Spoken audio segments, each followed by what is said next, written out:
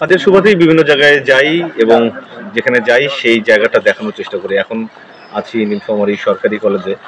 ১৯৫৮ সালে প্রতিষ্ঠিত এই কলেজটি বেশ সুনাম আছে সারা দেশে এবং এখান থেকে পড়াশোনা করে শিক্ষার্থীরা অনেক ভালো ভালো জায়গায় দেশের সেবা করে যাচ্ছে এবং এইখানে একটা যেটা আছে যে এই যে আমার পিছনে মুক্তিযুদ্ধ স্মৃতিসৌধ আছে। মুক্তিযুদ্ধের সময়ে যে গণহত্যা হয়েছিল তার একটি সাক্ষ্য বহন করে যাচ্ছে এবং এমনিতে কিন্তু এই কলেজ প্রাঙ্গণটি যথেষ্ট সুন্দর, গাছপালায় ঘেরা এবং শিক্ষার্থীদের পদচারণায় মুখরিত থাকে।